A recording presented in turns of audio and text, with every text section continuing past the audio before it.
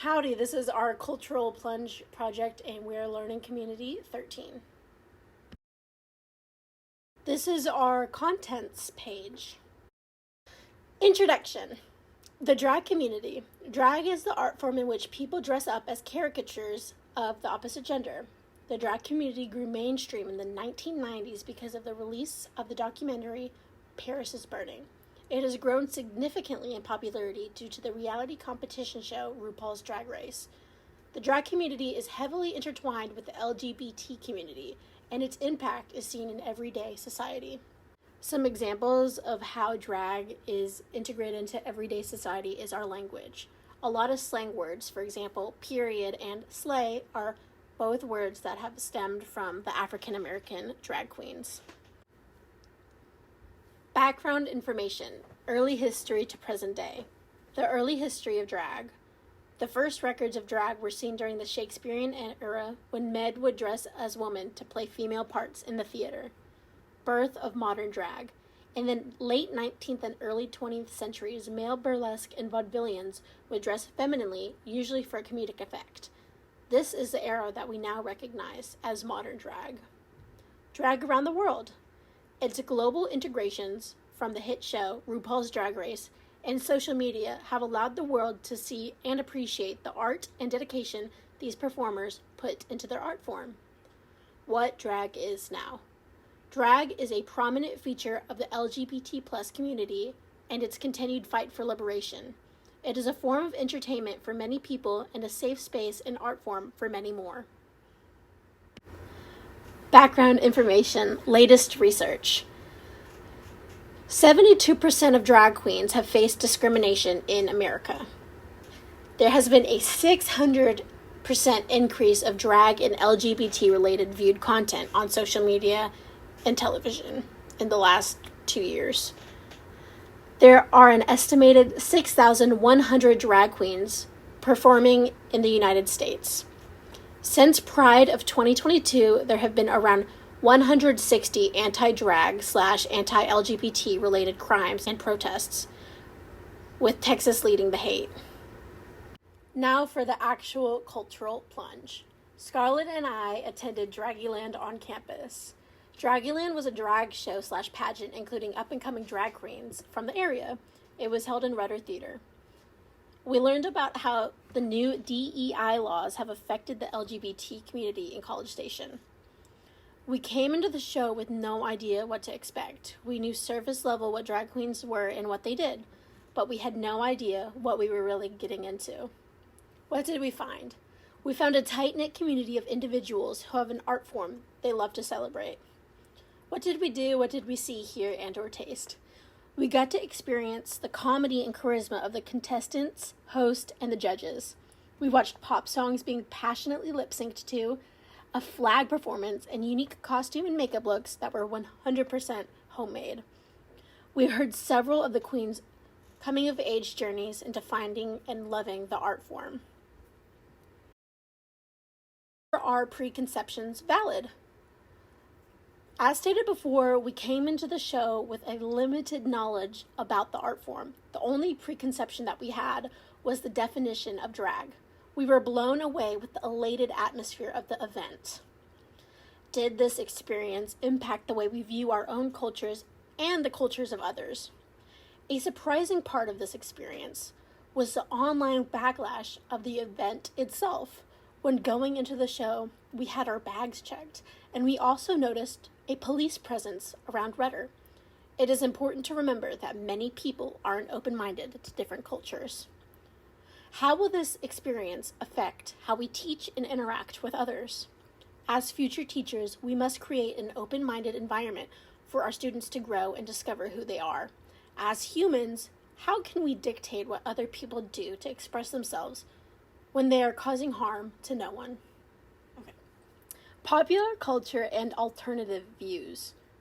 So a super popular thing that is happening right now in America and in Canada is a drag queen story time, where drag queens come to schools and libraries and other events and read a children's book to children. Unfortunately, a lot of people believe that drag queens are predators because they are gay, and there have been a lot of protests, and some of these protests have turned violent. Another super popular drag culture is RuPaul's Drag Race. It has become a monopoly, a network of TV shows that are being held around the world and bringing drag to all different countries like Australia and Mexico. There are also businesses owned and ran by drag queens. For example, Trixie Cosmetics is owned by a winner of RuPaul's Drag Race, Trixie Mattel. And Wigs by Vanity is another business that sells wigs for drag queens by drag queens. And finally, a popular culture is the literature Disidentifications, Queers of Color and the Performance of Politics.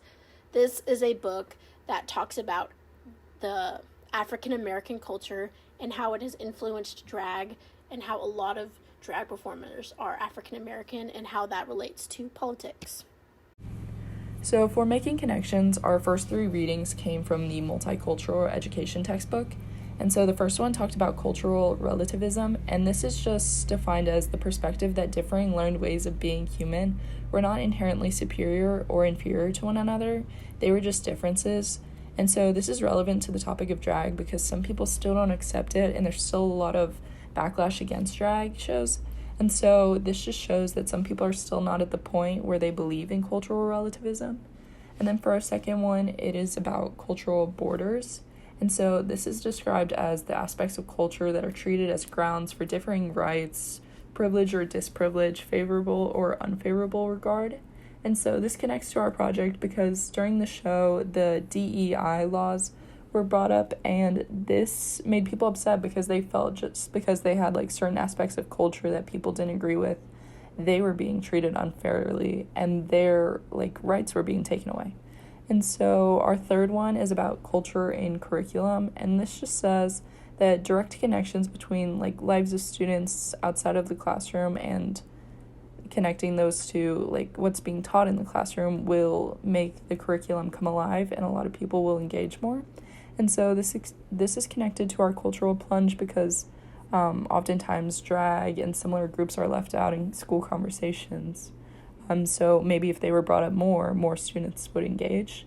And then for our fourth one, this is from Diversity Consciousness, Chapter 4, and this is about cultural encapsulation. And so this is just when someone doesn't know like a lot about other cultures, and it increases their like chances of being insensitive to it. And so this relates to drag because a lot of people aren't educated about it, and it like affects their views of it. And then for our principles that this connects to, it connects to constructivism principle 1 and multicultural principle 1. And so these things just kind of talk about how teachers should bring up relevant topics to students in the curriculum and stuff. And like something like drag is becoming more relevant as time goes on. And so this can just be used to increase academic achievement and involvement in the classroom. And then multicultural education principle 5 is also connected to this because we need to teach open-mindedness, acceptance, and creativity at all ages through all cultures like drag.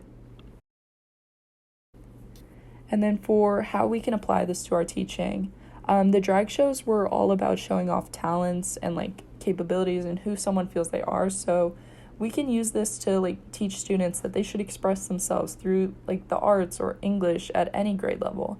And then this also was an opportunity to see others do what they are passionate about. And this just reminds us as teachers that we should put it into lessons to teach students that they should do something they're passionate about. And then our reflection, this was just overall a super fun experience, and we didn't know what we were expecting going in, and it exceeded like anything we had thought it would be. And so it was super fun and taught us a lot. It also taught us to teach acceptance and show support to our future students because things like drag shows are not always supported or held in good regards. And then finally, we have a Kahoot to play. It's about the history of drag. And then our sources. Thank you.